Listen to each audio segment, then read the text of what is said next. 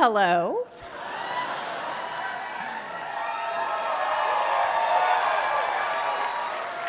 Hello, and welcome back to Strict Scrutiny, your podcast about the Supreme Court and the legal culture that surrounds it.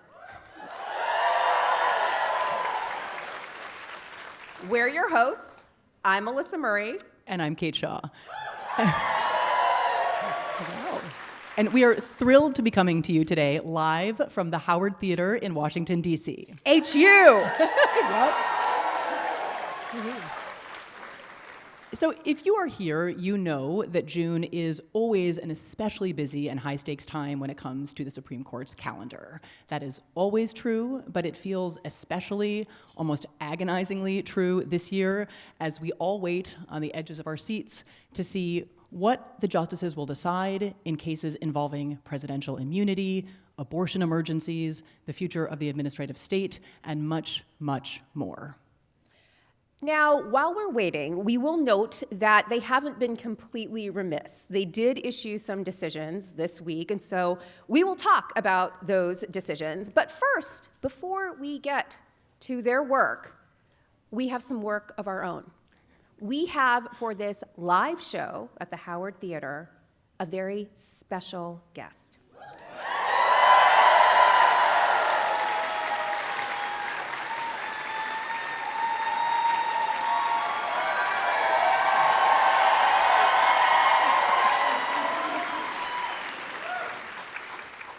This guest needs no introduction, but let me say this. He is a lawyer. He is a law professor. But most importantly, he is a gentleman.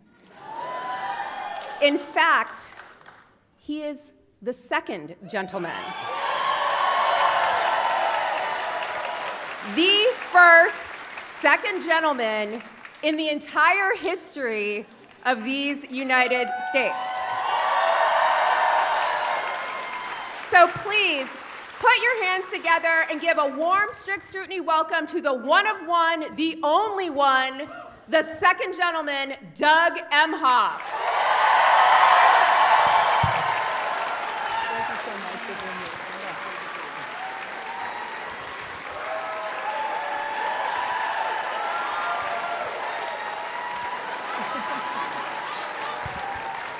here. You all thought she was a special guest, right? Surprise! Is this your date night? This is how I get her to come out on a Saturday night. Hey, Does honey, she know this is your date night? Yeah. We were back delighted. to Howard, you know. Well, we will got be your all the wing women moves. any night. We love this. So we are so thrilled to have you on the stage with us, and we want to dive right in. So this episode will be released on Monday, which is the 2-year anniversary of Dobbs versus Jackson Women's Health Organization. The decision, as you all know, that overturned Roe versus Wade and ended constitutional protections for abortion. So Dobbs is a case we spend a lot of time on this podcast talking about, and it's also a case that you have spent a lot of time talking about in recent weeks and months all over the country. So can we start by asking you to tell us how the Dobbs decision landed with you and with some of the women in your life? Not well. No, so 2 years ago, and we had already had the leaked decision. So in some way, we knew it was coming, but it was still hard to believe. And within seconds of the decision, the actual decision coming out, my wife, the vice president, who's right, called me from Air Force Two.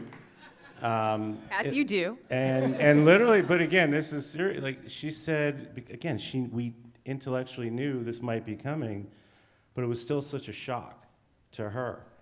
And it was basically something like, Dougie, she can call me Dougie, they actually did it. They actually did it. And she was angry. She was furious. And you've seen these last 2 years how she's just been such a leader on this issue and will continue to be. And then within, I think, mere seconds or minutes, our daughter Ella, who was then 23, who isn't wont to just text me out of the blue, because she was 23. And it was something, and I had it written down. It was something like, I am so angry. This is horrible. This is horrible. I'm so angry. You need to do something about this.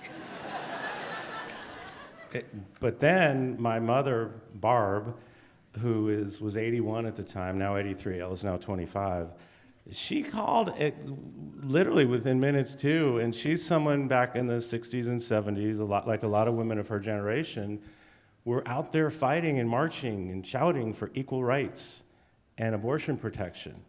And she's so appalled. So to have her think about Ella, and how is it possible that Barb would have more reproductive freedom than Ella after they fought so hard to get there?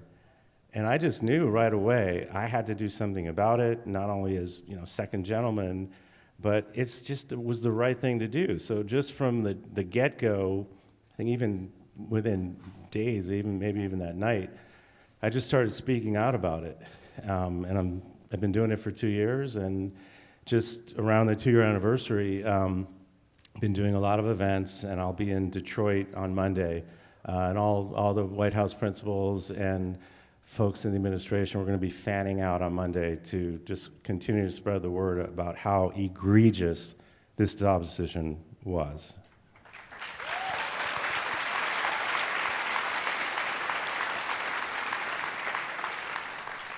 We concur. And again, we want to give a shout out to the Vice President, who has been absolutely unbelievable and on this from the very beginning.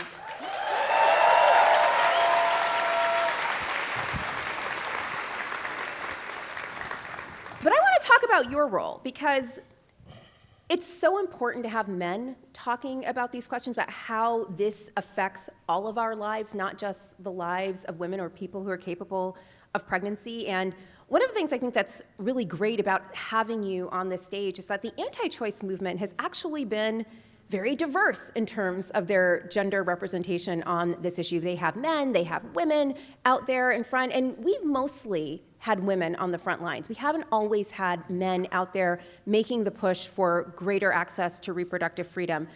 How can we get more men involved in this fight, especially now when it is more urgent than ever?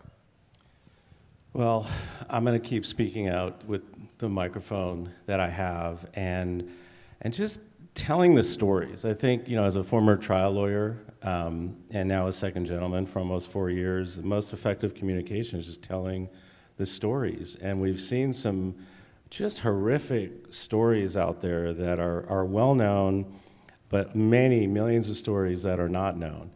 And I think we now realize, and men are starting to realize, that this is not an issue that just impacts women.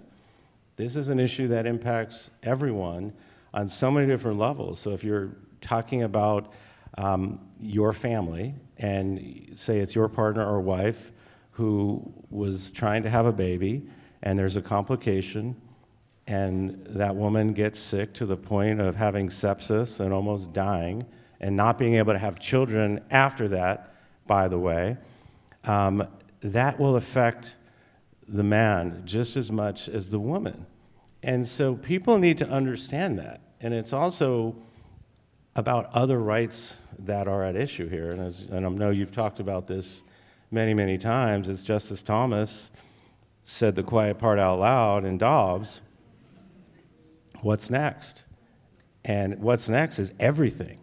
Every single freedom that we think we enjoy is at risk right now, and they're not hiding it. They're literally saying it every day. So if you're a man and you care about contraception, you care about same-sex marriage, you care about loving who you want to be able to love, you care about being able to do what you want to do in the privacy of your own home or in the privacy of your medicine cabinet, it's all at risk right now. So we've got to let everyone know that everyone's got to be on the field for this, not just for women. But there's also just a fundamental fairness. I always say, too, women should not be treated as less than.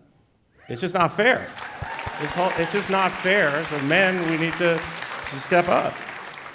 So revelatory statements, Doug, actually. And again, Amazing. This should be obvious. This is not rocket science. This is just obvious. It bears saying, though, and that Dobbs is not just a women's issue, and that Dobbs is also not just about abortion, that it is about IVF, it's about contraception, it's about marriage, and it is absolutely the case that the constitutional liberties that the court has announced in previous eras are all vulnerable before this court, and Dobbs makes that crystal clear. It's not just the Justice Thomas separate concurrence. I think everything in the Dobbs logic itself makes that crystal clear that if given the opportunity, all of these other rights are going to be at risk and vulnerable. I want to ask kind of maybe a generational question, which is that a lot of your discussions about these issues, reproductive rights and other liberties, have been directed at college students and young people, right? So you've used social media, you've used in-person events, you've talked about sharing stories, and you've brought individuals who have gone through agonizing and heartbreaking experiences into the White House and done events with them and really amplified those stories. I guess maybe could you just talk a little bit about how politicians and reproductive justice activists can work across generational divides and advocate for access to abortion together? Because this is something that, is going to require a lot of participation from a lot of different constituencies.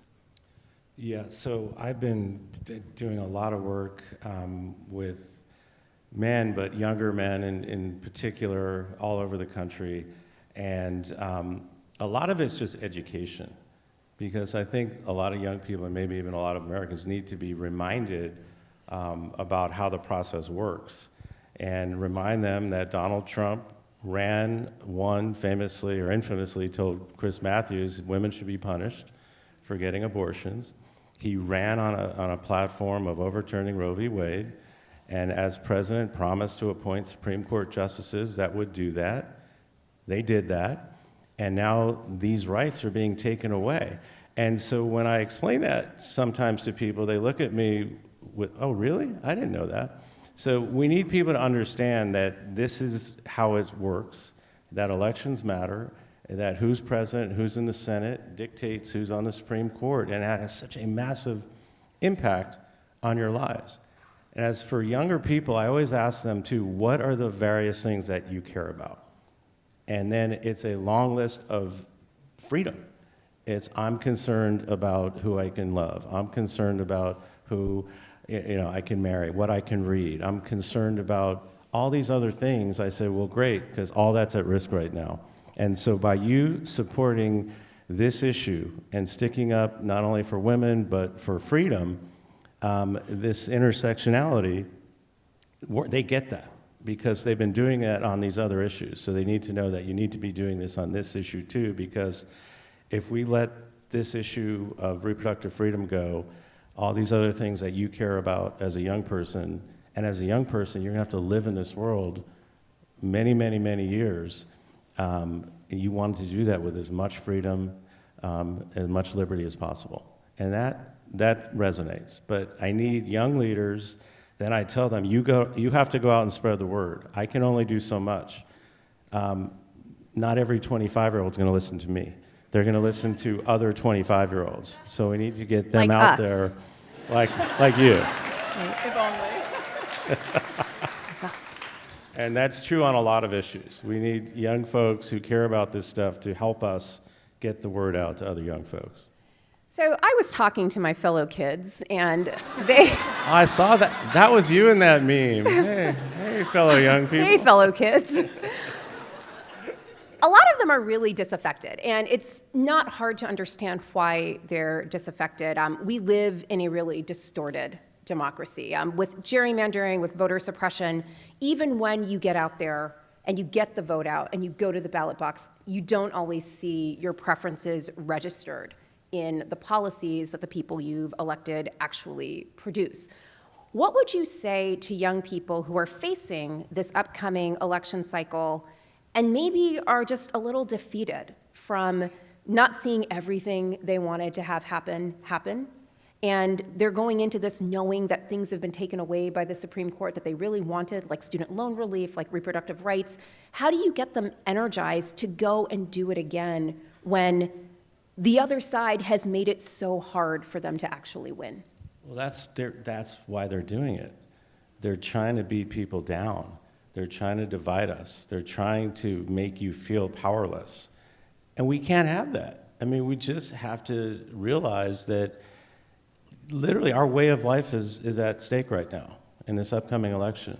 And so many of the things that can continue to go in the favor that they want will happen if Joe Biden and Kamala Harris are reelected. And I mean, that's just true. And back to my other point, when I talk, and I travel all around the country talking to all kinds of folks, and when I'm talking to young people, again, it's the same conversation. What do you care about? Tell me all the things you care about. And whether it's the environment, reproductive freedom, not having assault weapons everywhere, being able to vote, being able to love who you, all the things we've been talking about, I say, well, great. Every single one of those things is at risk right now if you don't get up and vote and participate in this incredible democracy that we have. Otherwise, it's going to be gone. And you just have to keep reminding people that I'm not even making this up. Just look what they're saying. Look at the 2025 plan. Look at Project 2025. Yeah, look at all these things where they are saying it. They're not pretending. There's no wink, wink, nod, nod. It is, we are going to take everything away that you should not be taking for granted. We got to keep working for it. And that's what they all need to understand. And when you're talking to voters, obviously there's a presidential election in November, that's front of mind. But Congress is also at stake, right? So, and when there are questions that prospective voters, young people are asking, well, what can the president and vice president do when it comes to protecting reproductive freedom? The answer is there is a limit, right? The executive alone cannot, reinstitute a Roe versus Wade regime. It cannot reinstitute broad protections for reproductive freedom. That requires either a different Supreme Court or, more immediately, a Congress that can actually do something. So I guess, is that part of the civic education you're engaging in as well? Yeah, absolutely. People need to, again, understand that the surest way to restore freedom and protect freedom is to have a Congress that will do that and a president that will sign it. And we know we have a president in Joe Biden who will sign it, and now people need to vote in literally 4 months. We can change this all in 4 months if we get the right Congress in place. And by the way, this is not a minority issue. The vast majority of Americans believe in all these freedoms that we're talking about. These aren't fringe issues. 70, 80+% of our fellow Americans want reproductive freedom. They want to be able to read what they can read, marry who they can marry, love who they want to love, have contraception. This is probably more on that issue. So because of the gerrymandering and because of the politicking and what you mentioned before of trying to make people feel powerless, they're not. Vote in 4 months. We can get this thing done. Doug says we can get this done.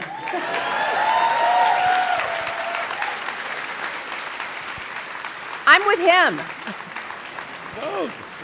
Okay. I'm like, you've got me fired up now. I'm ready to go. And I was already 4 months. We like, can do anything for 4 months. Come on. I was at an 8, now I'm at an 11. I'm ready to go. So let's do this. Any final words for us? That was very inspiring, but I think you've got more in the tank. Any final words?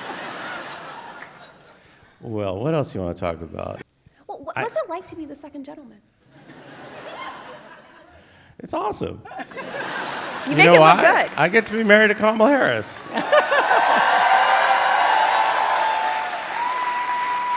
Yeah, it's great. I was a lawyer for a long time. I loved it. I miss it in a lot of ways, but to be able to step back from that career to support the first woman vice president ever, I did it very gladly, and and it's one of the other issues I've been working on is the gender equity, and again, this should be a no-brainer, on whether it's pay equity, family leave, child care, leadership. This should not be controversial. This is something I spent a lot of time working on as well. So that's what it's like to be second gentleman. I get to travel the country that I love. I'm a patriot. I don't take any of this for granted, and I get to meet people all over the place. And it's a beautiful country. It's worth fighting for. It really is. Our way of life is awesome.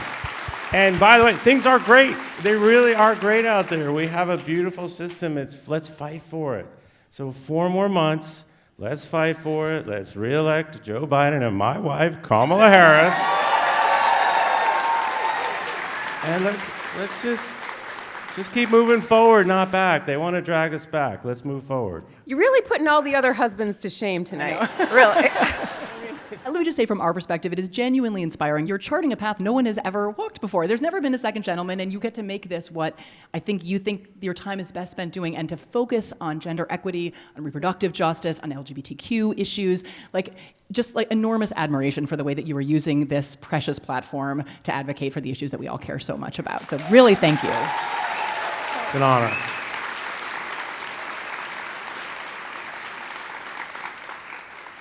Well, we are so glad to have you. Please give it up for the first and best second gentleman this country has ever seen, the incomparable gender equity patriot, Doug Emhoff.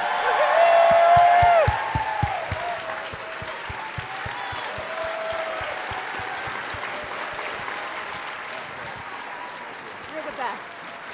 Thank you so much.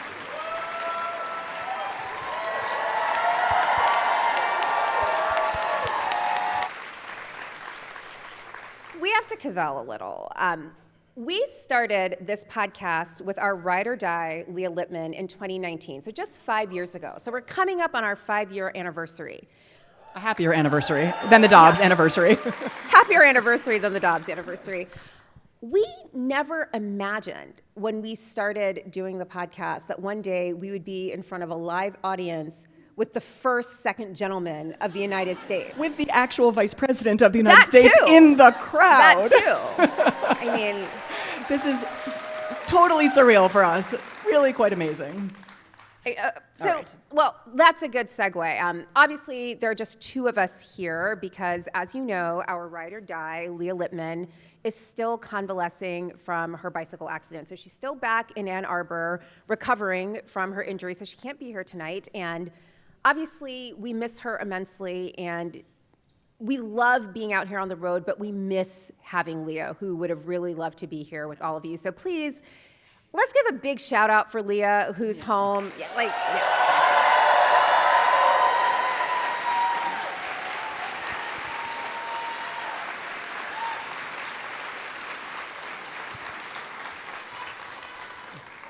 So, go blue, exactly. Go blue. We needed to find someone who could step in and fill in for us. Usually we were a complement of 3, and we wanted to have 3 people for this live show. And the second gentleman was really keen to do it. But obviously, they have other things to do tonight. It is date night, and we are very pro-marriage on this podcast. So, as patriots, we told him he could take a bye.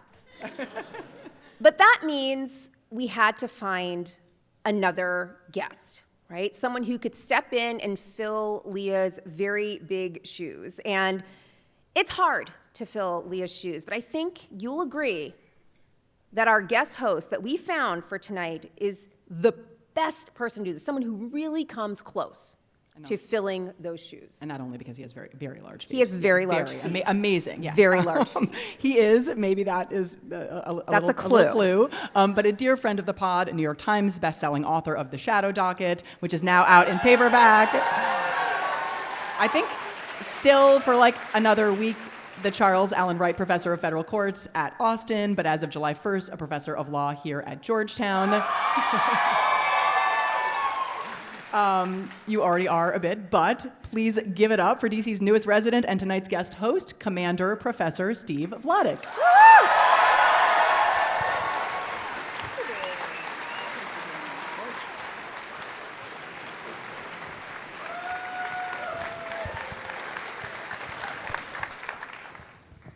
You enjoying being back in DC? It sounds like they are enjoying having you back. I'm really sorry that we brought Texas's weather with us. Our bad. But also, I just, when I heard that you guys were doing a live show, I figured, well, good excuse to move. That's actually the backstory. cause, effect, who cares? I mean, it's all details. But it also gave me a chance to break out my Strict Scrutiny t-shirt because, you have to wear the band t-shirt to the concert, right? So This is You look OG great. merch that you're wearing. I'm an OG fan, so I think it fits. You've been our day one for sure. Yeah. I just remember the time that I think it was after the SB8 decision where I was literally sitting behind a lactation pod in the Raleigh airport, on my laptop, like trying to talk to you guys. That was allyship. That really was. That was. Thank you. It was. Listen, I wasn't sitting in the lactation pod. No, because somebody probably needed it to do some lactating, so I'm glad you weren't. Yeah. But thank you. No, You're a mensch. You really are. truly. The things we do for our friends, right? All right, so the three of us are going to start off by breaking down a few of the recent opinions that we haven't had a chance to cover on the show, and then we will be joined, get excited, the special guests just keep coming, so we will be joined a little later in the hour by another special guest to discuss what was probably It's the the court's... president. I'm kidding. It's not. At this point, they might believe it. Like, I mean, it's say not. anything. It's not, Martha but the Analito. tour is, could be extended. I think they know Taylor Swift is in London, so... And we would never do that without Leah. Ever. Why do you keep bringing? This is not what the guest host does.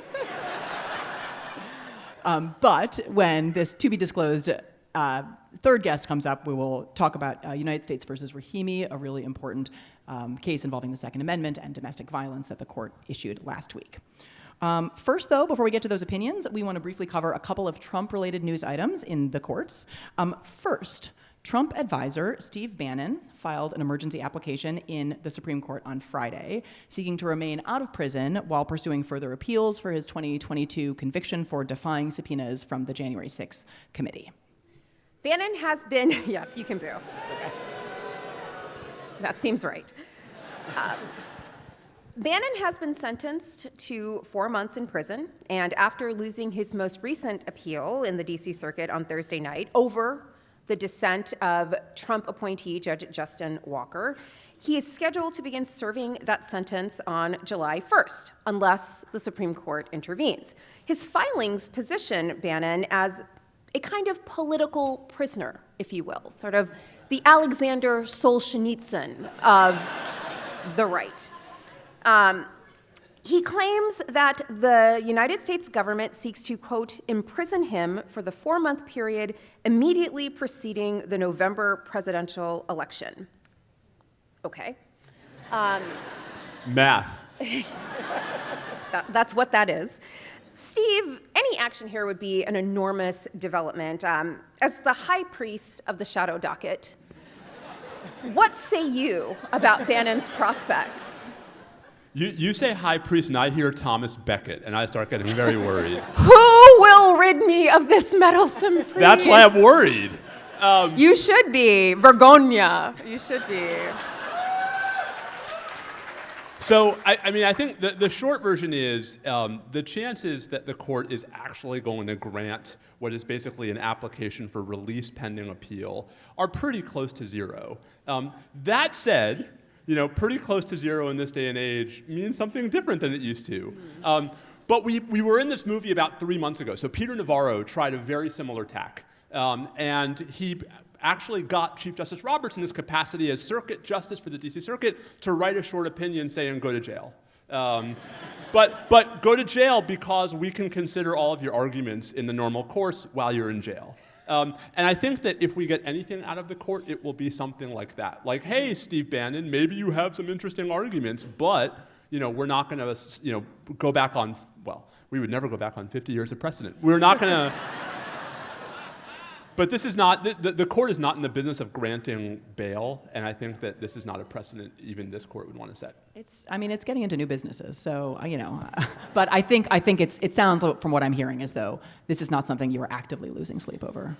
No, of all the things I'm losing sleep over, the Supreme Court granting an emergency application to Steve Bannon is pretty low on the list. Okay. Of course, these days, that list is crowded. Yeah, it's a long list. All right, so here's another question, sort of a kind of a how worried should we be question, which is on Friday, Judge Aileen Cannon in the Southern District of Florida heard arguments about whether government as we know it No, wait, actually, it's just the appointment of special counsel Jack Smith, but, with implications for government as we know it, was unconstitutional. So that is the question. Was the entire edifice of the appointment of the special counsel, and again, maybe some of other aspects of government? I just want to say, as a Floridian,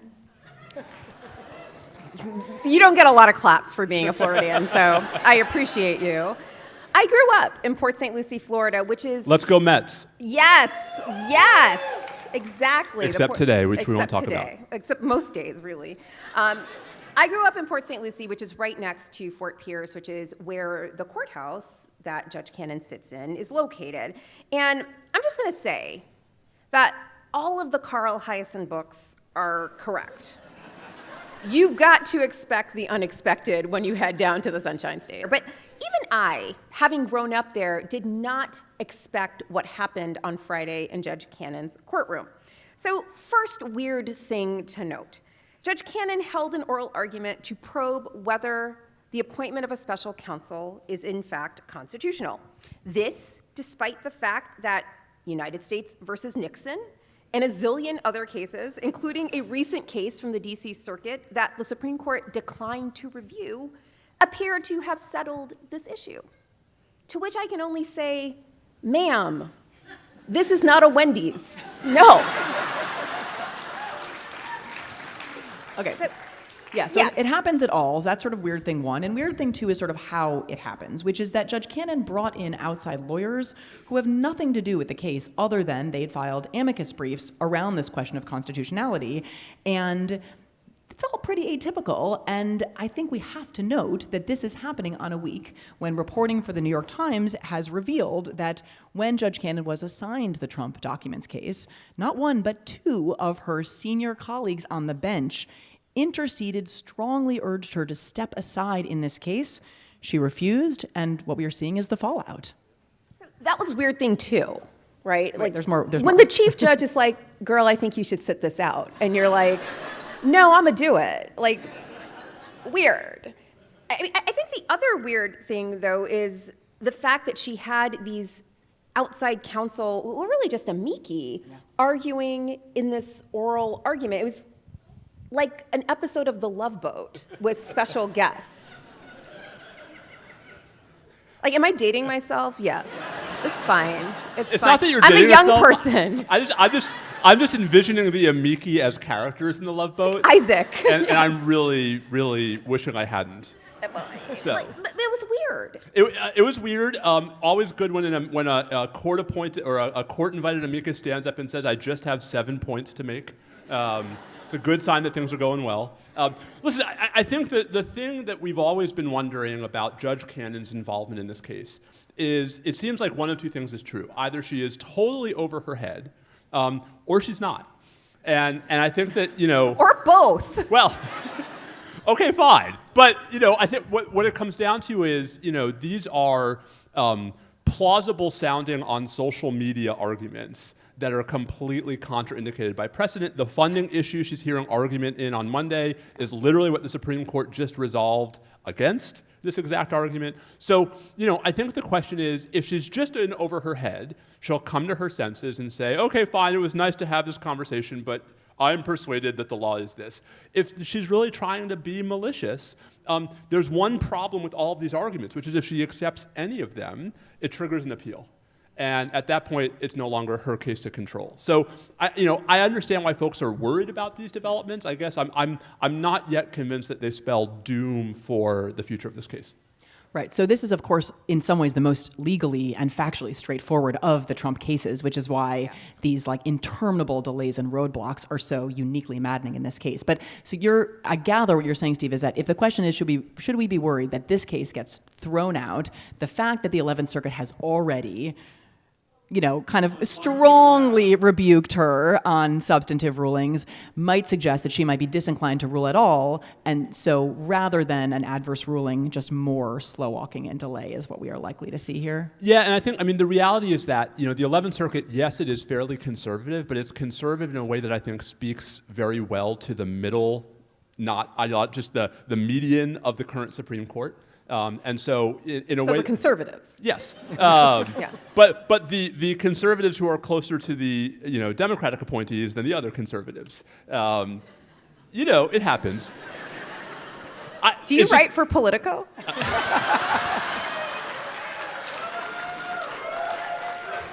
I was avoiding that phrase, okay? The upshot of which is just that I think, you know, the 11th Circuit is not going to abide any super crazy nonsense. And super crazy nonsense, I think, would be a very plausible reason at this point to get the case reassigned to another judge. So, you know, again, it goes back to, is it just that she's over her head, or is it that she's really trying to throw the game? Maybe it's both. I think how she handles these specific arguments will tell us a lot more. Right. And as you mentioned, marathon argument on Friday over the appointment question. There's this funding question that's been teed up for argument on Monday. So, you know, things will be ready for her to substantively resolve, you know, after that, and we will see what she does. Okay, so now back to SCOTUS, and we're going to start with a couple of immigration cases that were handed down since our last episode, and then we will talk about a couple of criminal procedure cases, and then we will turn to Rahimi. Kick us off. First up is Department of State versus Muñoz. And this was an under-the-radar but very important due process case about whether United States citizens have a fundamental liberty interest in living in this country with their spouses that give rise to a procedural due process right. And this was a question that was left over in a 2015 case called Carey versus Din. And now the court has resolved that question, and it says that there is no fundamental liberty of U.S. citizens to live in this country with their undocumented spouses. Okay, so let me talk briefly through the facts of the case. So Sandra Muñoz is a U.S. citizen. She is married to an undocumented man from El Salvador. They have a child together. And when her husband tried to adjust his status, which is something you can, of course, do if you're married to a U.S. citizen, he was denied. And initially, the only reason he was given was that there was the consular officer evaluating his application decided he was likely to commit a crime in the future. That's it. Subsequently, it came out during immigration proceedings that this officer had made a determination that he was likely affiliated with the MS-13 gang and denied him on that basis. This is something that Muñoz vigorously disputes. So essentially, she is arguing that her fundamental right to marry, again, they're married, gives her a liberty interest in the marital relationship and in living with her spouse, such that the government has to provide some process before depriving her of that liberty. And just to be clear, she is not saying she has an absolute right to live in the United States with her non-citizen spouse or for him to live here, just that there's a liberty interest that the Constitution protects, which means that when the government deprives you of it, they have to produce some process, give some reasons before effecting that deprivation. And it's just, I mean, it's fascinating to think of how the court would have answered that question in 2015, right? Yes. Instead, right, what we got was a 6-3 result with a 5-justice majority opinion by Justice Barrett, joined by the Chief Justice and Justices Thomas, Alito, and Kavanaugh. Justice Gorsuch wrote a very narrow concurrence in the judgment. And the majority held that a citizen does not have a fundamental liberty interest in her non-citizen spouse being admitted to the country. The court cited this doctrine of consular non-reviewability, the idea that in general, State Department visa determinations are not supposed to be subject to judicial review, and said that the narrow exception the court had previously recognized, including in Carey versus Din, didn't apply. And that was, of course, obviously the sort of the scope of the fight, right, between the majority and the dissenters. Justice Gorsuch said, listen, you know, we don't have to reach this question in this case because here there actually was due process, according to him. Right. He basically said that second set of explanations about supposed gang affiliation, that was a reason, so there was a process that satisfied the Constitution's requirements. Which at the very least would have left the question for another day. Which they could have easily done. Like, this is such an aggressive, you know, rejection of an argument about a fundamental liberty that never needed to be decided at all. Are you saying that the court is unnecessarily going out of its way to decide things on broader terms than it needs to? I think I might be. Well, let's probe that. So this is a family law case. Yeah. It is about the right to marriage. Steve mentioned 2015. That obviously was the year that the court decided Obergefell versus Hodges, which found that the right to marry includes a right to marry a person of the same sex, and that there are certain constellation of rights and privileges that flow from the marital relation. This is obviously a decision that was implicated in Justice Thomas's concurrence to Dobbs, and he sort of called it into question and invited future litigation.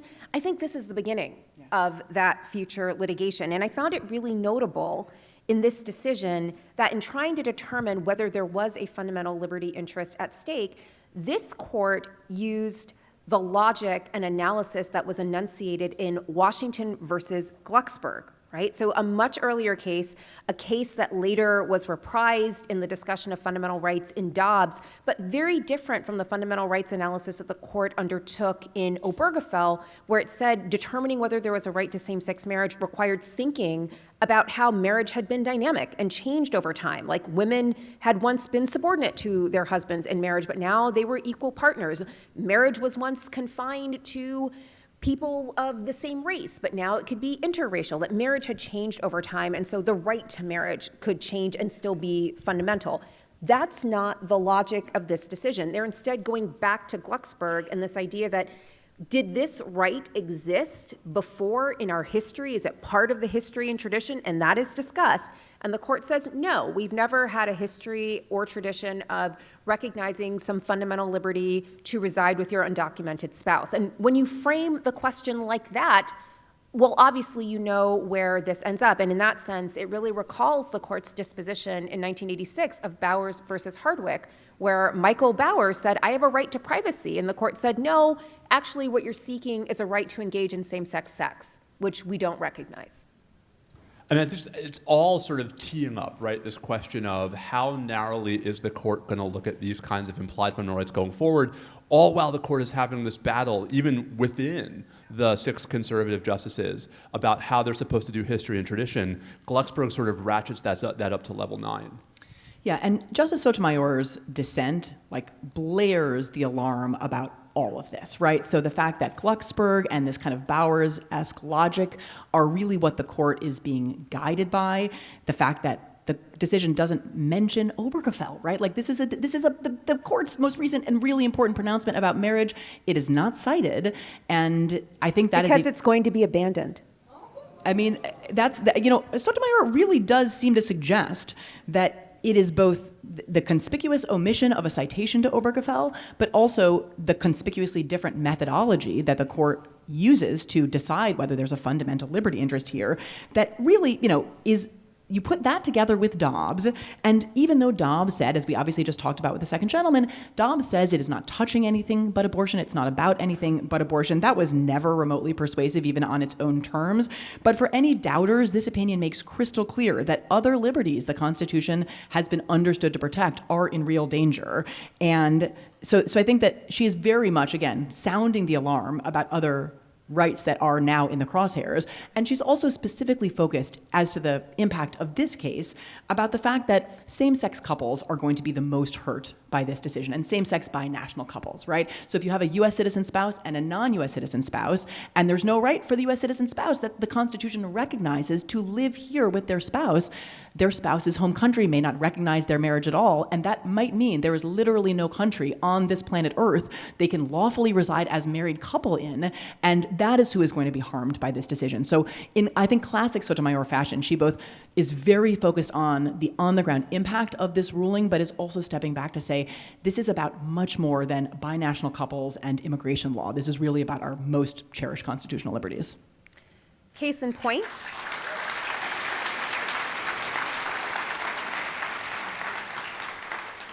The bottom line in this case is that Ms. Muñoz can either live in the United States with her child but without her husband, or she and her child can return with her husband to El Salvador. So let's give it up for the party of family values, folks. Yeah, great. All right. That's exactly right. Okay. So, but the party of national security, on the other hand. Yeah. Next up is a set of consolidated cases, Campos-Chavez versus Garland and Garland versus Singh. So, Steve, why don't you tell us about these 2 cases? A rare win for the Fifth Circuit in the Supreme Court. So these were 2 consolidated cases actually involving 3 immigrants that required the court to consider, in the context of removal proceedings, whether the government has failed to provide sufficient notice in circumstances where it doesn't include all of the information about the hearing in the original notice to appear, the NTA, the big letter you get saying, hey, we're deporting you from this country. Because what's been happening is the government has not been providing that information in the notice to appear, and instead is sending this follow-up, JV letter, oh, hey, your hearing, by the way, is tomorrow. And the question is whether the second letter's notice suffices to cure the defect in the first letter's notice so that the government can't be, when the removal proceeding happens in absentia, literally without the person there, can that person then object after the fact to the fact that they didn't receive notice? So, you would think that textualists and those who are interested in fundamental fairness and those who are interested in notice and things like that would actually think that if the notice to appear is supposed to be a notice telling you when to appear, if it didn't tell you when to appear, it would be defective. In an opinion for a 5-justice majority, though, Justice Alito concluded that because the non-citizens received a proper secondary notice for the hearings they missed and at which they were ordered removed, they can't seek rescission of their in absentia removal orders on the basis of the defective original notice. So even though the government totally screwed up, it's fine. Alito has spoken. There it is.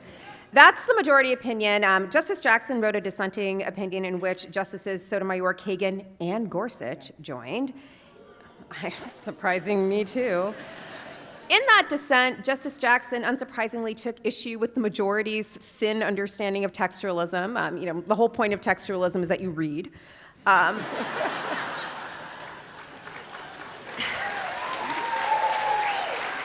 I knew we forgot something. So she explained that the government had actually been failing to comply with these statutory requirements for some time, and indeed, in two cases, Niz Chavez versus Garland from 2021 and Pereira versus Sessions from 2018, the court actually told the government that they had to comply, and the government continued to stay on its BS, and now, as Justice Jackson notes, the court is blessing that recalcitrance, and there we have it. All right, so we're going to briefly now cover two criminal cases, the first of which is Erlinger versus United States. That's a case about the Armed Career Criminal Act. This is really... Are we allowed to talk about No, ACCA we without can say there was an ACCA opinion. This is Leah's métier, and so we're not going to steal her thunder. We will give her ample time in the term recap to talk about it. Maybe we will actually you're right, Steve. I think, we're just going to leave it there. This is an ACCA case, and let's hold... Oh, the crowd wants ACCA. Okay, all right. ACCA, excuse me? Let's just... Nice, that was good. Come on, I'm sorry. I couldn't. Okay, No, all right. that was good. All right. Karen wasn't sure about you making jokes, but I think that was actually funny. Yeah, I think you did well. See, Karen, he did good. So the All right, question Erlinger will be here, brief. all right, the question here is whether a jury has to determine whether the defendant's prior conviction offenses were committed on different occasions or whether that inquiry falls within what is known as the Almendarez-Torres exception, right? So there's an exception for this. And interestingly, the United States here supported the petitioner's argument that this was an inquiry for a jury. So the court-appointed amicus defended the judgment below and argued that there in fact is no requirement that a jury determine that the ACCA qualifying offenses were committed on different occasions, and therefore the higher ACCA sentence was warranted. But in a 6-3 decision written by Justice Gorsuch, in which the Chief, Justices Thomas, Sotomayor, Kagan, and Barrett joined, the court held that the Fifth and Sixth Amendments do require a unanimous jury to make the determination beyond a reasonable doubt that a defendant's past offenses were committed on separate occasions for purposes of the ACCA escalation. So that's where that stands. So there are some separate concurrences that seem kind of dissent-y, and some Very consensus-driven. some internal splits within the conservative wing shaping up. We will leave the rest of this for Leah to dissect on a future episode. And also Justice Jackson's interesting Yeah. move toward thinking Almendarez-Torres is wrong. So this would be sort of reinstituting the judge and disempowering the jury in this one way that is potentially surprising, although as a long-term former district court judge, I'm sure she knows whereof she speaks. And so I do think that there are some interesting kind of lines developing on this issue, kind of to be, and the court always has a lot of ACCA cases, so I'm sure there will be more opportunities for these kind of lines to be further developed. Okay, last case before we turn to Rahimi is Smith versus Arizona, a case about the Sixth Amendment's Confrontation Clause, which provides that in all criminal prosecutions, the accused shall enjoy the right to be confronted with the witnesses against them. So in a series of cases from really the 2000s, the court has made clear that the clause ensures prosecutors cannot use testimony against a defendant unless the defendant has an opportunity to subject that testimony to cross-examination, and that includes in the context of forensic evidence. So the question here is whether that principle applies in this case, in which you have an expert who testifies in a drug case using drug analysis performed by someone else, and that someone else did not testify and so was not subject to cross-examination. Court concludes here that the cross-examination right does apply in a case like this one, but sends this case back so that the state courts can determine whether the absent analyst's statements qualified as testimonial for purposes of the Confrontation Clause. This was a Kagan opinion. It was, like a lot of recent opinions, kind of unanimous. It was unanimous on result, lots of concurrences and partial concurrences as to various aspects of the reasoning. Just one really sort of interesting to me note about Smith really quickly is you might notice just from the caption, Smith versus Arizona, it's a direct appeal in the criminal case. This is something that the court has stopped doing with regard to state courts. I mean, this is one of, I think, 2 this term from state courts. There's only 1 last term. And so just when we think about the court in not just 6-3 ideological lines, one of the things that's really disappeared from the docket in the last few years is these kinds of bread and butter, crim pro, constitutional procedure issues where the court doesn't necessarily split the way we would expect. That's a really great observation because, to layer onto that, most of the criminal cases are substantive criminal law cases, like statutory interpretation, not these Fourth Amendment, Fifth Amendment crim pro cases, and that's a real change in the docket. It's a huge change, and it's one that's not just sort of these cases disappearing. It also means the court is making less law in the Fourth, Fifth, and Sixth Amendment spaces, which has massive implications for criminal defendants, for post-conviction relief for civil rights plaintiffs. So that is most of, not all of, but most of the opinions that we have gotten in the last couple of weeks, some bad, some good. Not that much good, but there's some good lines in various cases. Less bad, some really bad, some less bad, some ugly. And there is obviously much, much more to come because the court is really just getting started, even though it's almost the end of June. There are a ton of huge decisions left to come. And not a ton of time, but a lot of, bad decisions that I think we will get between now and the beginning of July. So as we head into bad decision season, who better to discuss the court and its most recent decisions with us than someone who's actually been on the receiving end of one of the worst decisions the court has ever made? That's right. We have another special guest here tonight, and like Doug Emhoff, he needs no introduction. He was the Attorney General for President Barack Obama, serving as the first African-American Attorney General. Oh, here he comes.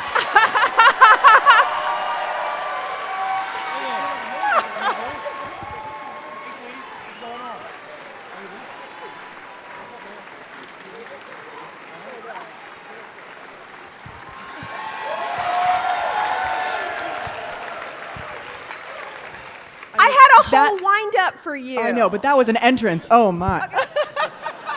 Hold on. Okay. He's the first Black Attorney General in this country's history. And as Attorney General, he was known for his stalwart defense of voting rights, and that commitment to voting rights endures to this day. He is also now the chairman of the National Democratic Redistricting Committee and the author of Our Unfinished March, The Violent Past and Imperiled Future of the Vote, a history, a crisis, a plan. Attorney General Eric Holder.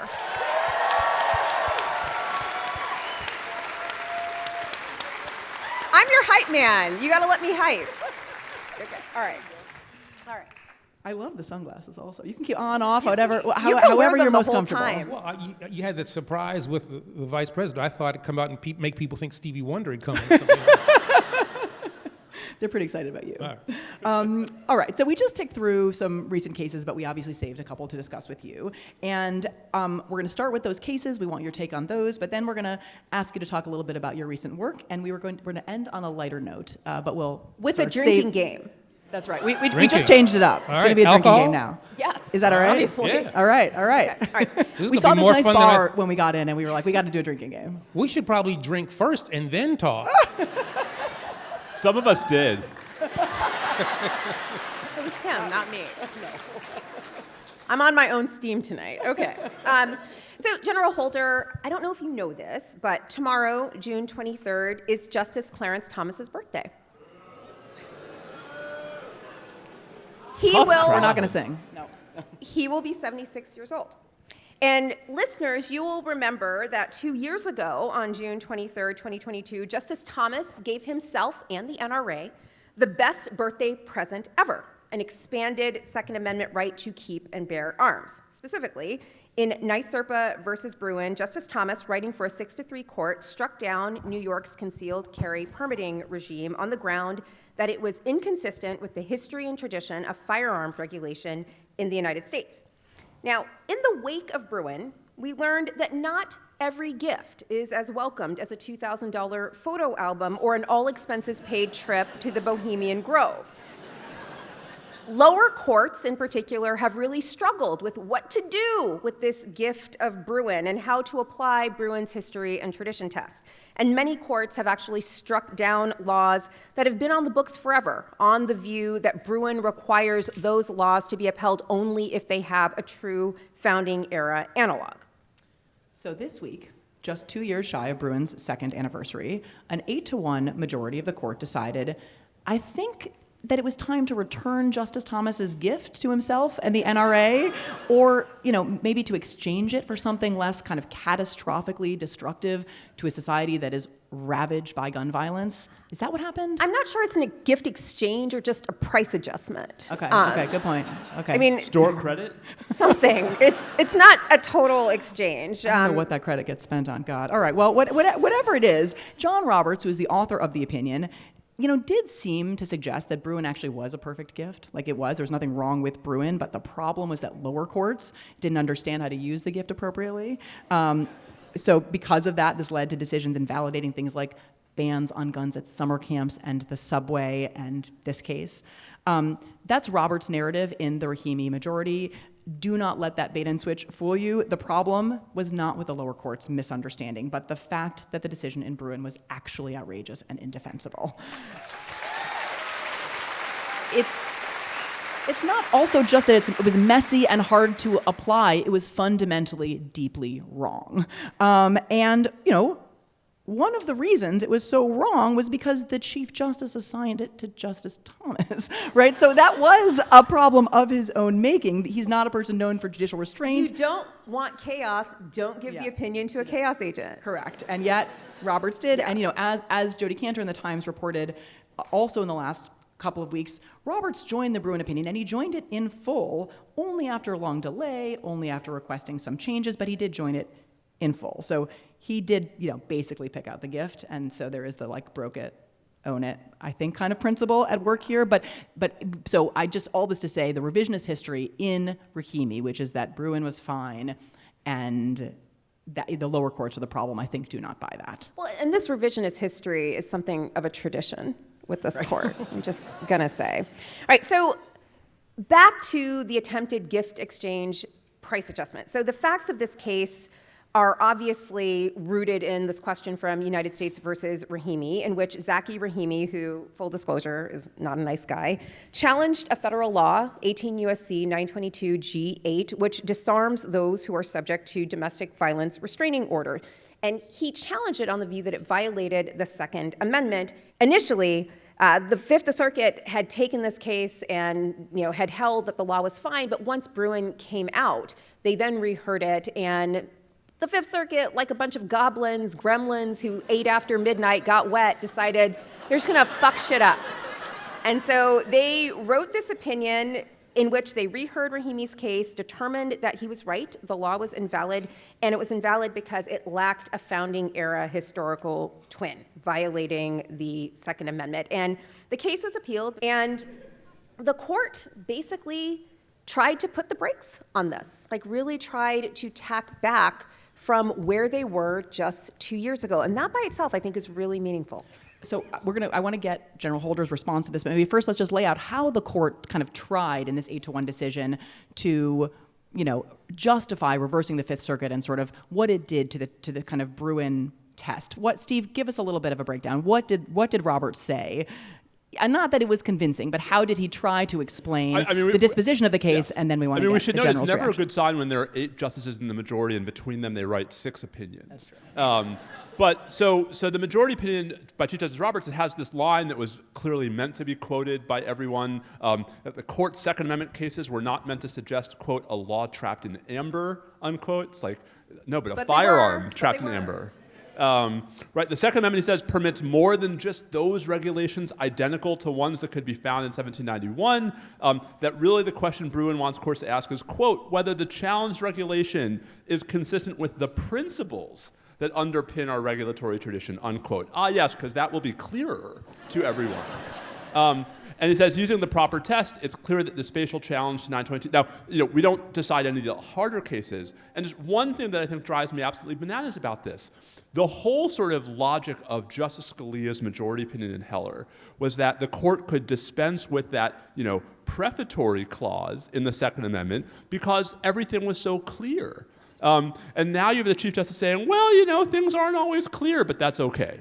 Right? So if anything, yes, the court is saying we're not actually committed to the suicide pact that you might have thought we were in Bruin, but the problem is that the court hasn't replaced Bruin with anything especially more objective or, likely to actually lead to the upholding of common sense gun regulations. Right. It's a very, very narrow opinion. Okay, so General Holder, are you breathing a sigh of relief? Does it seem that sanity has returned to the Supreme Court's Second Amendment jurisprudence? Is this a new and revamped test for assessing gun regulations, or is this just window dressing and basically Bruin remains the governing test?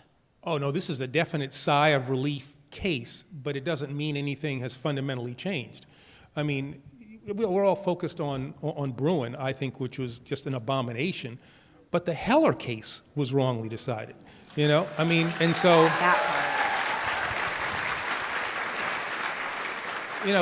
the prefatory language, how do you deal with this well-regulated militia stuff? What does that mean, Surplusage, Yeah. doesn't mean anything. The founders know everything. Well, why'd they put it in there, Justice Scalia? But whatever, all right. So, but my guess is that the facts in Rahimi are just so egregious, that they had to do something along the lines that they did. But I think it's interesting, as you say, all right, everybody agrees in the result, 8-1, and we'll get to Thomas in a minute there, 8-1, with 6 opinions. But that doesn't mean if you get another gun case, next term after that, they will get closer to Bruin than they will to Rahimi. And common sense gun legislation is still very much at risk. Now the question is, it's 8-1. It's like, what planet is Thomas on? Given those facts, even as the author of Bruin, I would have been doing all that I could to come up with a way in which I could say Bruin is still good law and try to harmonize a sane result with that insane decision. It is breathtaking to me the lengths to which he will go for things that are, I think, factually wrong, legally wrong, morally repugnant, and dangerous, You have... I'll say this for him, he's committed, right? He's really committed. Jack Nicholson was committed in One Flew Over the Cuckoo's Nest. These millennials don't know what that is. Check it out, good movie.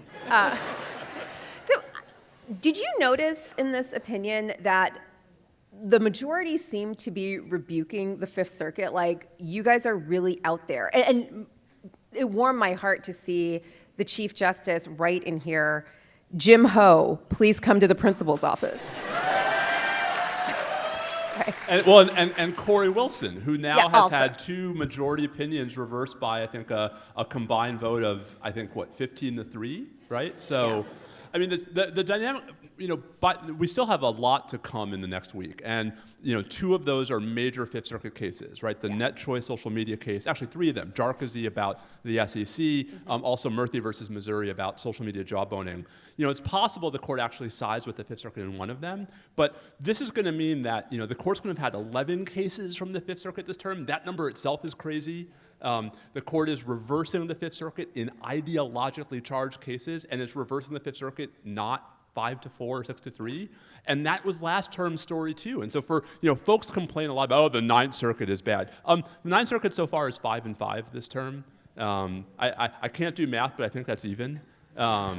right? The Fifth Circuit is now consistently getting reversed more than any other appeals court in the country, and not in these random technical cases, but in cases where you would expect this kind of alignment. It's nice to see the court say a little. I think the court probably needs to say some more, like, here's what Article 3 standing doctrine is. What you've got is an out-of-control Supreme Court telling a rogue Fifth Circuit that they're going too far. I mean, think about that. This United States Supreme Court, a little out of control, way out of control, is telling a circuit court, you're worse than we are. And the Fifth Circuit's like, I learned it from watching you, Dad.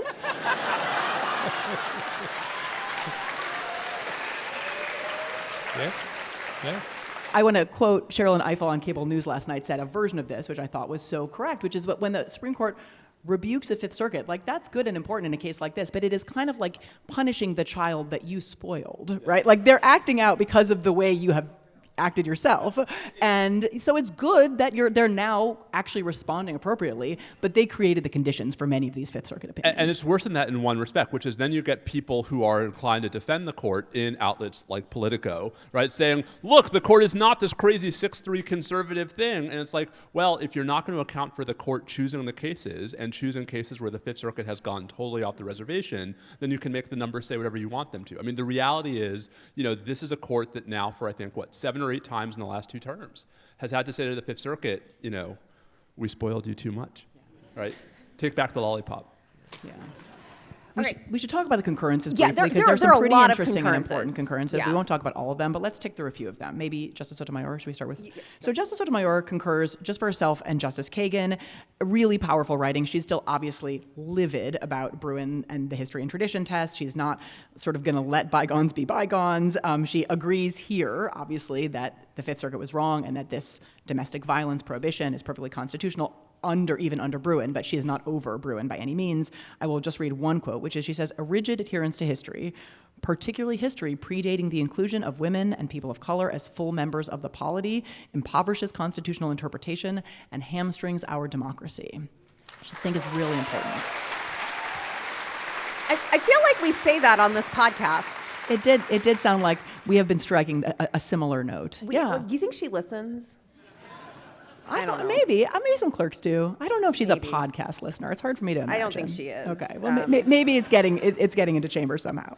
If you asked if the over-under for how many justices have listened to strict scrutiny is 0.5, I'm betting the over. I'm just saying that now. That's why you're here. Okay. All right. Okay, briefly, Gorsuch and Barrett each submitted a separate concurrence. They sounded similar themes. They continued to profess fidelity to originalism as the one true method. There's this introduction of this one really, I think, dumb new label, original. This is what Barrett offers. She says, maybe this is what we're really doing because this will be helpful and clarifying. Original contours history? What is that? Coming soon to law review articles near you. I'm Original sure. contours originalism. Anyway, I It's don't have like that. strip mall liposuction for your originalism. Work in the contours. All right, I was thinking more like highlighter makeup, something. But yeah, something contour. But if you have to have 37 different types of words in front of originalism, I think that tells you that originalism isn't one thing. No, it definitely isn't. Right, they're just making this shit up. Yes. I mean, come on. I mean, and we can't give this more credence than it deserves. I mean, and as if they create a doctrine that's got no real basis in American history, and then they don't follow it. I mean, they do whatever it is they wanted. They're strict constructionists, they're originalists when it suits them. That's the cover that they use. But if originalism takes you in the wrong direction, well, we'll do something else. This is a court that's not necessarily guided by principle, by precedent, but by personnel. That's the deal. That's the reality that I think we have to confront, and one of the reasons why the court's got to be reformed. You're speaking my love language. Okay. Speaking of personnel, let's go to another concurrence, this time from our favorite basketball coach / justice, Brett Kavanaugh. He began by extolling the virtues of history. Coach K tells us that history, unlike policy preferences, is actually neutral and objective. Except it's not.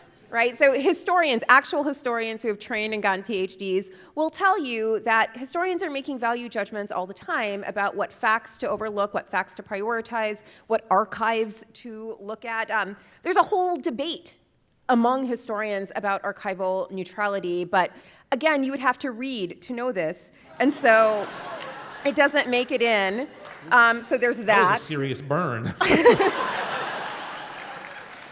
Also, there's a big part of the concurrence that seems to be a rehash of Kavanaugh's 2019 concurrence in Ramos, where he sort of told us all about stare decisis and seemed to rehash a lot of the factors from Planned Parenthood versus Casey, which he would then a few years later go on to overrule, which was interesting. This time, though, in this concurrence, he left out the bullet points and he actually wrote sentences, so that was good. But it is a bit odd to write a whole 20 pages about stare decisis after being one of the guys who overruled Roe versus Wade and Planned Parenthood. Yeah. I'm just going to say. Yeah. Super precedents. Don't worry, Senator Collins. I got this. I hear you. Susan. Susan got tooken. She did. Vergonia for all. Okay, so as Melissa was saying, there is this long meditation on stare decisis. There are no bullet points, but there is this weird list that I must mention. So this is, again, back to his separate Rahimi writing. So he has this weird point that he's making, which is that the Constitution has a lot of things in it. And he has like a long paragraph. So many things. Literally, that's what the paragraph Everywhere you says. look, there are it's things things everywhere. Literally, I'm going to do a dramatic reading, which is not going to be as good as Melissa's dramatic readings, but, indulge me. This is a literal quote. It's like weird Dadaist poetry. Okay, here it goes. 2 houses of Congress, a house elected every 2 years. Appropriations are made by law, bicameralism and presentment, the presidential veto, the presidential pardon. I mean, it goes on. This is a very, very short excerpt. You should have worn the sunglasses for this Oh, and gotten a yeah, I photo should have. down. That would have been great. Next time, see, Next you would have time. done this better. Sunglasses. I don't know if the general would let me borrow sunglasses. I think we, all right, okay, fine. I'll do it.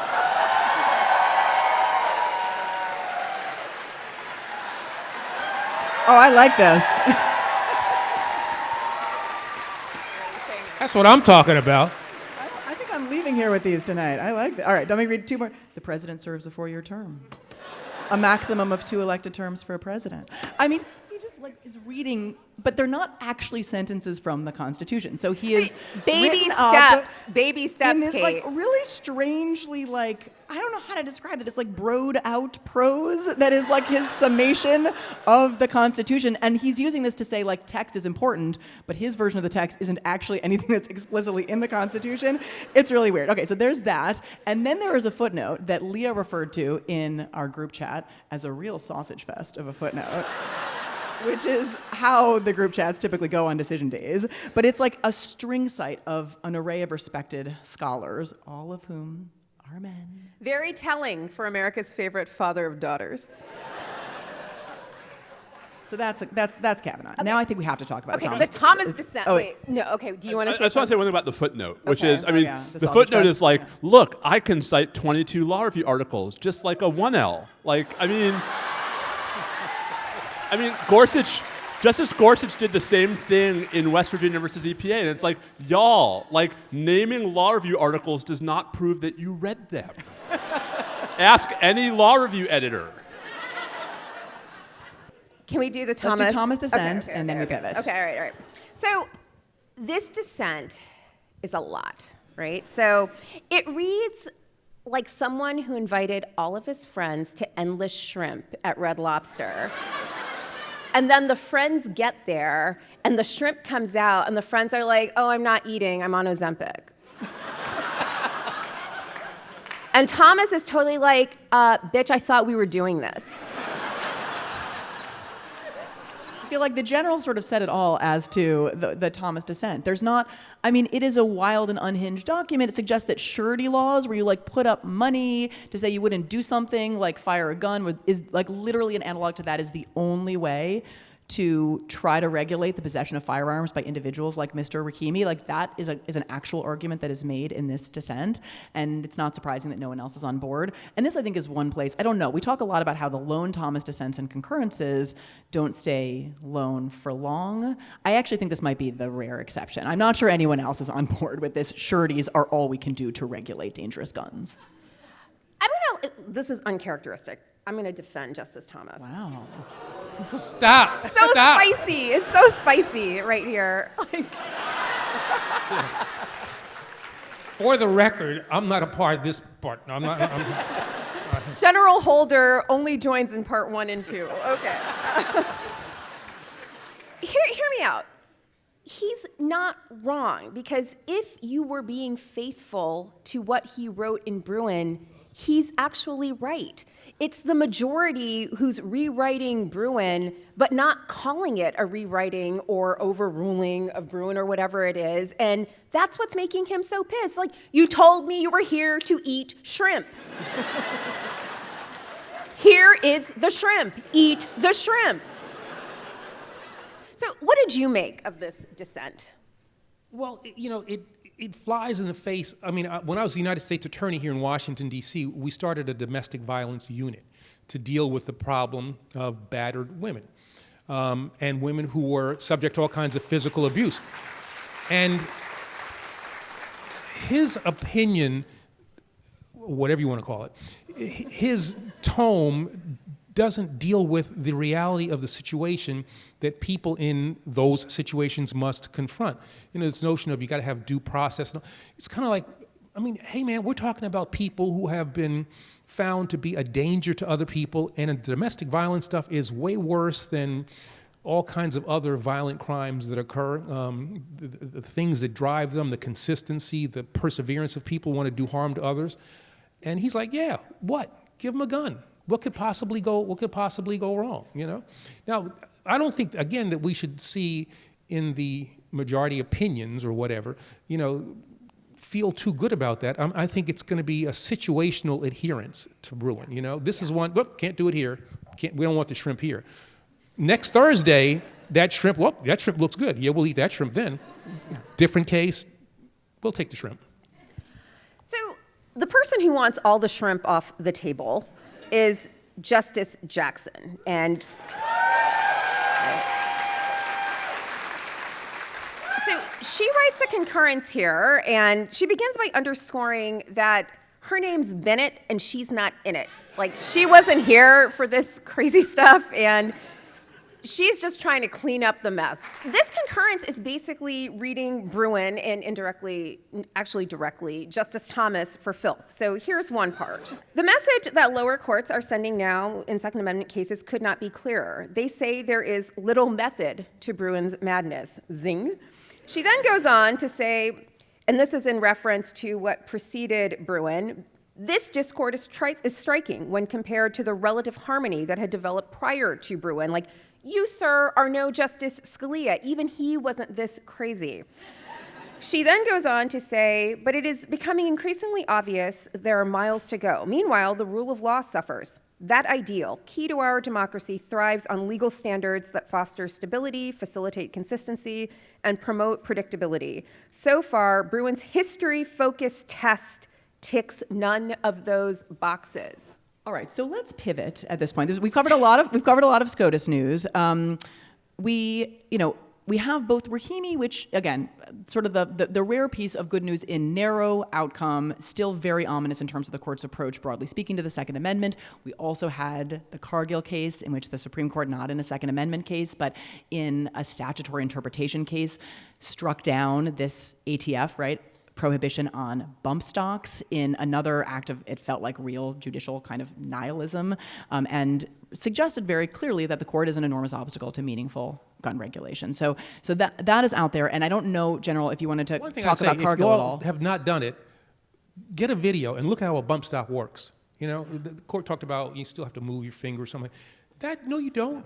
You don't. You get yourself an AR-15, put a bump stock on it, put your finger like this, and the gun does all the work. And what it can do, we saw in Las Vegas. Yeah. And that's why we can't get too excited about, Rahimi. I mean, right result, 6 opinions, or 6, but Cargill is really kind of a greater indication of where this court's going to be when it comes to guns. So what did you think of all those drawings in Cargill? There were like all those, it was like gun porn, like textualism. I thought it was like an anatomical textbook. That's how it looked to me. Like gun porn. Yeah. Okay, Yeah. all right. Yeah.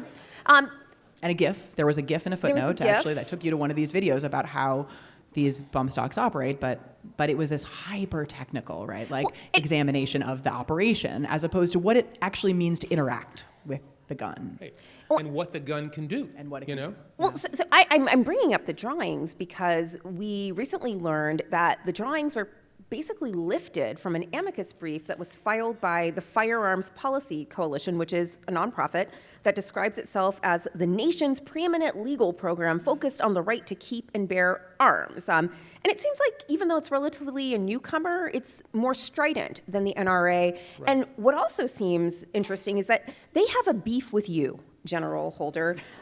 You are living rent-free in their heads because they have many blog I'm proud posts. to be there. Put down your welcome mat. They've got blog posts about you. They highlight press about you. And they're basically touting this idea that there's nothing the government can do about bump stocks under any administration, certainly under the Obama administration where you were AG and now going forward. No, I mean, if you look at, again, when you see what a bump stock can do, it really does convert a semi-automatic gun into basically a machine gun. I mean, that's just the fact. The drawings are by, people who want to get to that result are not consistent. I've talked to folks at ATF, talked to lawyers who do, and it's kind of like, no, those drawings are not necessarily accurate. All of the things that I think underpin the Cargill decision are simply inconsistent with the facts and the reality of what a bump stock does. And, so we're going to have these nutcases, who come out there and will basically lie. Basically, I mean, they're lying. And there's not different interpretations. They're just lying about how these devices on semi-automatic weapons actually operate.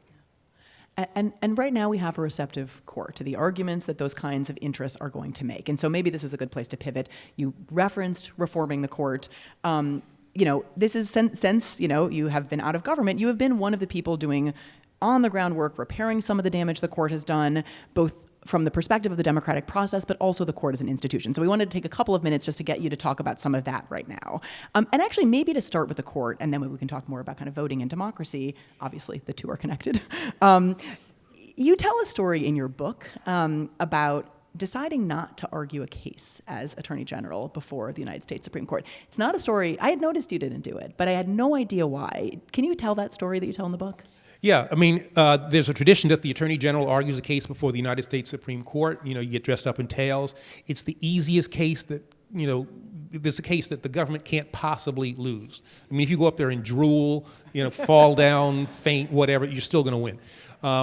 And I was kind of, at court, maybe second term, I'll do it, something like that. And then the Shelby County case came down. And I said, you know what? That really cinches it. I'm not going to do this because that presumes kind of like a regular order thing. And I don't want this court to think that I'm going to come before them dressed in tails and argue some easy case. My silent protest that I never shared with anybody until the book was that, and a couple of people in the department, I said, no, I'm not going to go before these folks and pretend as if, after Shelby County, one of the worst decisions ever, and unfortunately it's got my name on it, but we never call it Shelby County versus Holder. It's just a Shelby County case. Shelby County versus the Attorney General of the United States, whoever he was. That's fine. That's fine. Would you want you to be like Dred Scott versus Holder? I don't want my name associated with that case. No. And so I said, in spite of what the Solicitor General and other folks wanted, I said, nope, not going to do it. That's great. So, in the book, you write that it doesn't really matter when the court became politicized, but, since we can put you on the spot, let's put you on the spot. If you had to pick a time in your professional career, is there a moment that really stands out to you? Was it earlier? What was the real turning point, if there was one? Boy, it's been so long now, it's hard to kind of remember the origin story. But I mean, one of the realities I think we have to understand is that the Supreme Court in its history is a pretty regressive institution. We tend to think of the Warren Court years as, as progressive. We think, oh, yeah, that's the kind of the Supreme Court. That was a relatively limited amount of time. And then we get these little dots. We get, Windsor, or we get Oberfeld. I mean, we get little things that kind of make you think the court is not what, in fact, it has been through its history, and certainly not what it is today with these sigh of relief decisions. But I think, for me, Citizens United, around that point, that's when you start to, I start to think, wait a minute, this is not on the up and up. And after that, and the anti-democracy cases that follow it, Citizens United, Shelby County, Rucho, Alexander now. I mean, these are anti-democracy cases, and I think really betray an ideological bent, if not a partisan one. I think that's one thing that people say. These are Republicans. I'm not sure it's necessarily. These are ideologues, and that ideology happens to coincide with where the Republican Party is. Can we go back to Shelby County Yeah. versus some guy? Right.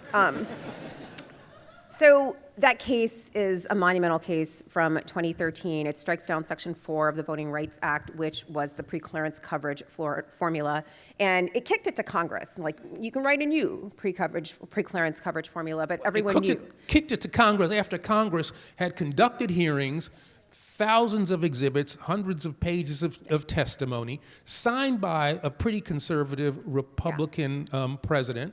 Every time the Voting Rights Act has been reauthorized, it's been by a Republican president. They just ignore that. I mean, did the Supreme Court do its own research? I don't think so, I mean, I think we just called into question literacy on the court, so yeah. hard to say. Chief Justice Roberts, America has changed. Okay. How much has America changed? What's your basis for saying that America has changed? And given what happened post Shelby County, I'd like to put some sodium pentothal in him and say, do you still think America has changed? So Sodium pentothal is truth serum. in your post-AG career, you've really been focused on this question of restoring voting rights and expanding voting rights. The court is obviously a huge impediment to that. So what are the avenues for doing that? And in addition to sort of working outside of the courts, should we also be thinking of court reform as a voting rights measure? Yeah, I think there's a whole bunch of, that's a really compound question there. I mean, so what we focused on is, all right, we can't bring partisan gerrymandering cases in the federal courts. Well, we brought cases like that in the state courts and been, relatively successful there. But I think also we've got to understand that, I understand the focus here is on the Supreme Court, but we got to get out there and get into the political process, and we got to win elections. And we've got to make sure that we focus on winning elections at the state level. That means state Supreme Court justices, means state legislative races. There's a whole range of things that we as progressives, I don't think necessarily focus on. We think everything's about the federal United States Supreme Court, the federal government. There's a whole bunch of other stuff, and at the state level, things that are being done in state legislatures that have an impact on people's day-to-day lives to a far greater extent than what's happening in the United States Congress. So. Yeah, I think that's a mic drop moment on the serious stuff, and now we pivot briefly to the game. It's time for Is the that game. all right? Can we play a quick game? Do you want the game? Yeah. Okay. All right. May I have a round of Martharitas for my friends, please? All right. Oh, here they go. Thank you. All right. Cheers. Cheers. Okay, cheers. All right. Oh, so we drink first. Okay. Oh my gosh, taste the hate. It's so good. Vergonia. Okay, we end every episode with what we call court culture. So news and other items from the courts, the federal courts, the state courts, all the courts. So our listeners can get to know the courts and all of the issues there. But we're going to dispense with court culture because what we really want to get to know, or who we really want to get to know tonight, is you, General Holder. So we're going to play a game that's designed to get to know General Holder. And the game is called This or That. Have you played this game before? don't actually know how the drinking will work. Just drink. Okay. All right. All right. We just decided it was a drinking game like an hour and a Yeah, half we ago, like right decided before it it was gonna came be a out. drinking So game. So here's how bear it's with going to work. us. We are going to present you with a category, and then there are 2 items in the category. Okay. And you tell us which one you prefer for that category. All right? Okay. So if you were to say, Prefer is prefer, right? You have to choose one. have to choose But one. You're not going to like either of the choices in No, some of these no. categories. No, You have to no choose. push. No push. no, okay. All right. So, all right, so it's so simple. I mean, Justice Kavanaugh can play. Like, it's so simple. Okay. All right. So here's the first category, worst SCOTUS decision. Ooh, I know. Dobbs versus Jackson Women's Health Organization or Shelby County versus Holder. I'd say Shelby County because of the impact that it has had in a number of different places that really enabled states to do the kinds of things, gerrymandered states. You know, there's a whole range of things that the Shelby County case took away from the federal government and enabled state governments to do. And a lot of the things that we're dealing with as a result of Dobbs were generated by or Yeah. prevented the government from getting involved in as Shelby County. So I'd say Shelby. That's close. That's really close. But I'd say Shelby County. I didn't say these would be easy. Okay. All right. It's a really important point, right? Because Dobbs obviously takes away the constitutional protections for abortion, but states are the ones that enact the restrictive laws or the bans affirmatively. And in a lot of states, democracy is not working. Most of the population does not want an abortion ban, and yet these legislatures have enacted You've them. got these gerrymandered state legislatures doing things inconsistent with the desires of the constituents of these folks, but because they're gerrymandered, they can do whatever the hell they want and not worry about not being reelected. All right, so much lighter fare. Album of the Summer, The Tortured Poets Department, or Cowboy Carter? So, schism on the pod. I got to go with Beyonce. Thank you. Thank you. Thank you. And I say that, I'm no country western person, but I listened to that and was like, well, this is pretty good. Well, I wasn't either, and then you listen to it, you're like, maybe I actually am. Maybe I now am a country music guy. I'm whatever Beyonce tells me I am. I can't believe you guys gave me this one. Best father of daughters, Barack Obama or Justice Kavanaugh?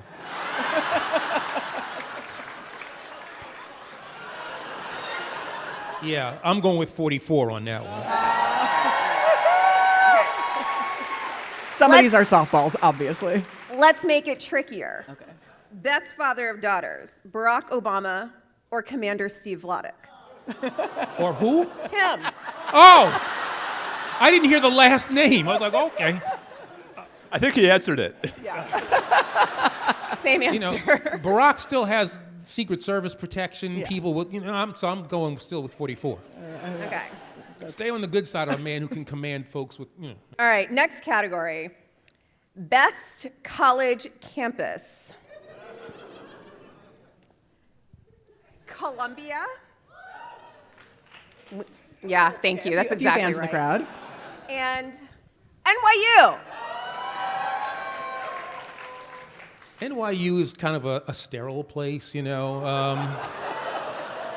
Columbia has got activism. We got, we throw down at Columbia. We take over buildings. We do all kinds of good stuff.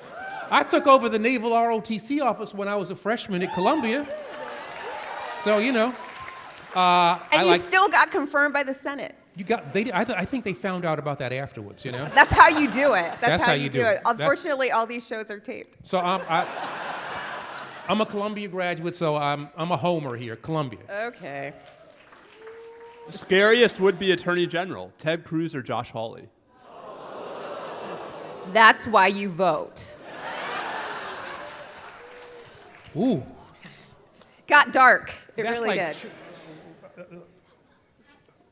Wow. Everybody, including all the other senators, hates Cruz. Right? Everybody hates Cruz.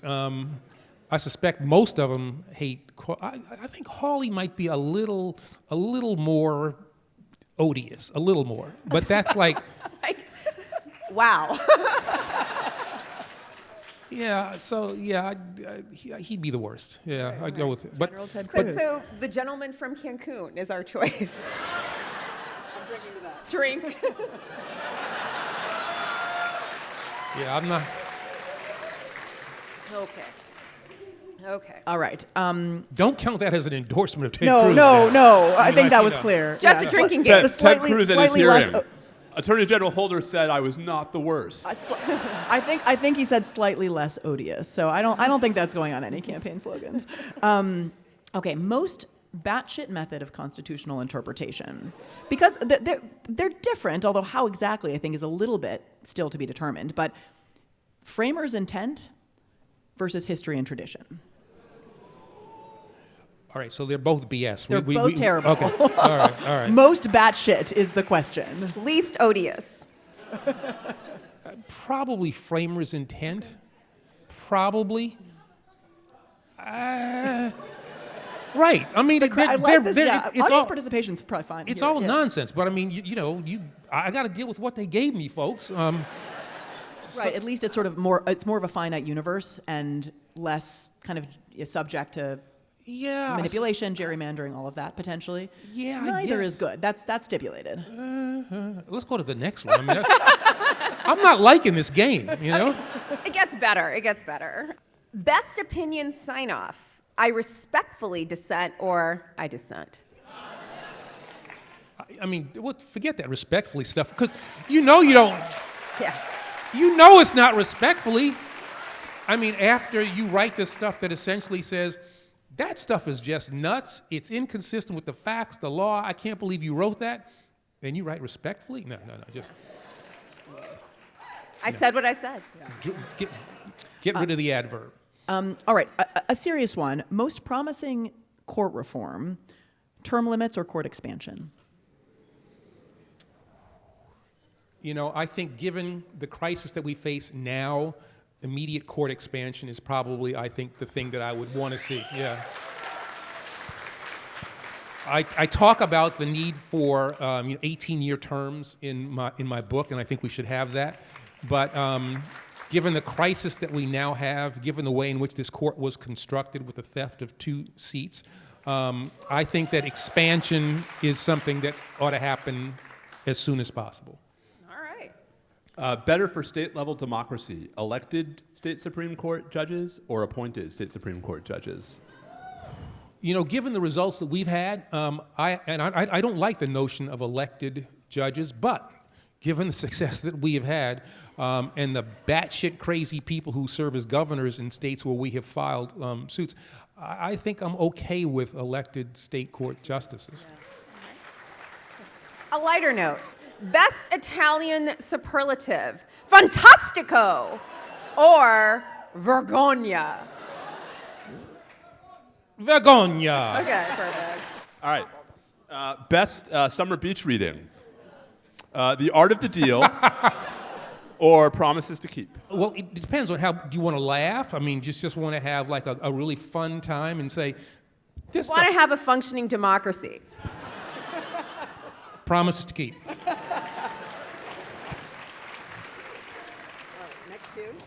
And if you're going to actually read Art of the Deal, don't let anybody see you do it. Don't do it at the beach. Do it in the privacy of your room That's with the a door Kindle read. closed, Kindle the read. lights out, and a flashlight, you know? All right, 2 other, actually both excellent books, unlike the last pair. The Shadow Docket by one Steve Vladeck. Yeah. The Trump Indictments by Melissa Murray and Andrew Weissman. Oh, that's a push. That's a push. These are both must-reads.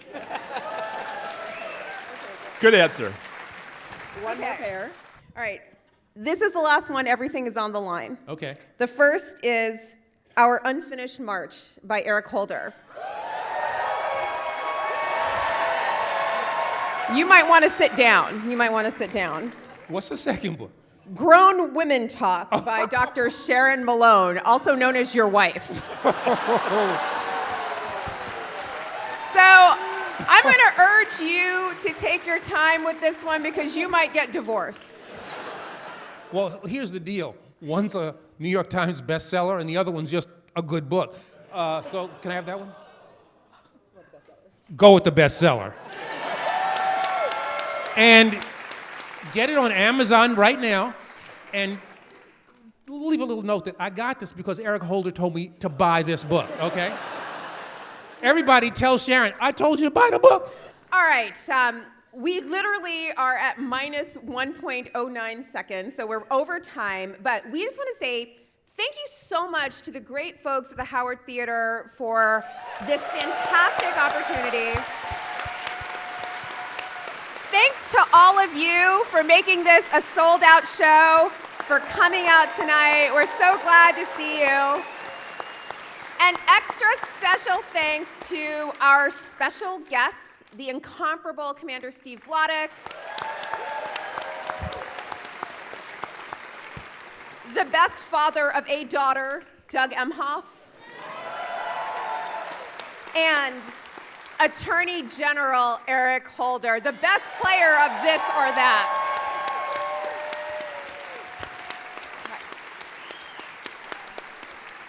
A couple of housekeeping notes before we go. Mark your calendars. Cricket is bringing you a presidential debate subscriber live chat event this Thursday, June 27th at 9 p.m. Eastern Time.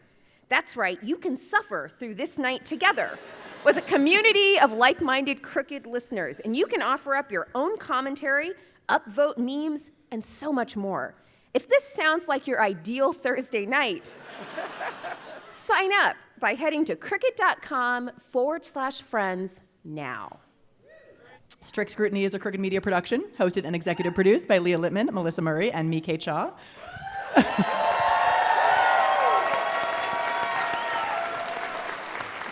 Produced and edited by the one and only Melody Rowell, who has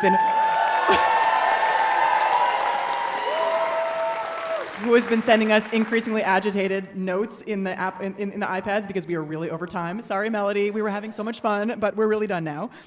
Our associate producer is Michael Goldsmith. Our interns this summer are Hannah Saroff and Tess O'Donohue. Audio support from Kyle Seglin and Charlotte Landis. Music by Eddie Cooper. Production support from Madeline Herringer and Ari Schwartz. Ari, thank you for these margaritas. They're so good. Matt DeGroat is our head of production. Thanks to our digital team, Phoebe Bradford and Joe Matoski. Subscribe to Strict Scrutiny on YouTube to catch full episodes. Find us at youtube.com/Strict Scrutiny Podcast. If you haven't already, be sure to subscribe to Strict Scrutiny in your favorite podcast app so you never miss an episode. And if you want to help other people find the show, please do rate and review us. It really does help. And one last thank you to Doug Emhoff, Steve Vladeck, and Eric Holder. That's 3 men we had in just one show. Don't let them tell you that DEI doesn't work. Okay? It works. Okay. And thank you, DC, for venturing out in this heat and inferno on this night of all nights to be with us. We love you. Thank you so much.